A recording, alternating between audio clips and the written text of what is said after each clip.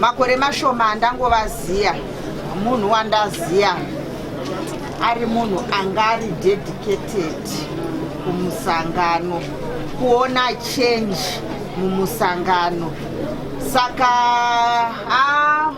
munhu wandinoona anyanya kutorasikirwa ndivatsvangirai, because anga ari defender wavatsvangirai.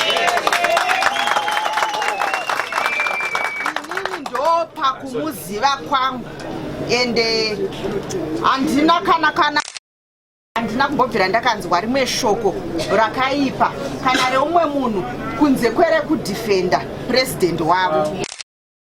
Tipesanei kana kutaura zvisina kunaka kuna president, maitozoona munhu apasire atofaiti ndokudziva kwandaita maimunjira.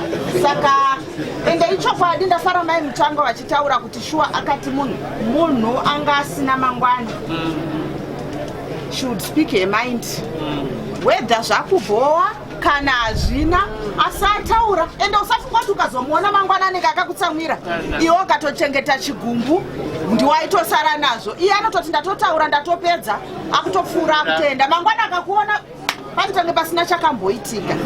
Saka isusu semhuri yeMDC, nyanya hangu inini nababa Tsvangirai tanyanya kurasikirwa zvakanyanyisa. Ende ndinongonamata nekukumbira kuti dai Mwari vaitira mbuya zvakanaka. Mazuva ese ndichienda kuhospital ndichiona mbuya kutambudzika kwavanga vachiita. Kwakaoma veduwe. Hanzi hakuna munhu wemukadzi ukashayikirwa nemurume unonzi shirikadzi. Handiti handisati ndambonzwa shoko rinodedzwa mukadzi arasikirwa nemwana wake.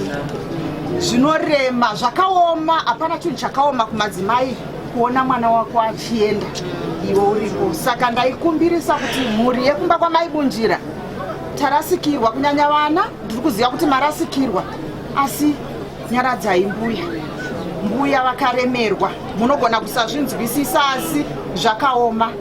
Saka naiwayo handina hangu mashoko akawanda. Ndinongoti Mwari ngavatiitire nyasha, vanyaradze pasi pemwoyo yemhuri yekwamaibunjira. Mazvita henyu mhuri yeMDC, rambai makabatana, tirambe tichingoenderera mberi kusvikira tasvika kwaida kuti maibunjira tisvike. Ende tikangozazikisawo izvozvo, ndinofunga naiyo vanozororawo mune zvakanaka. Mazvita henyu.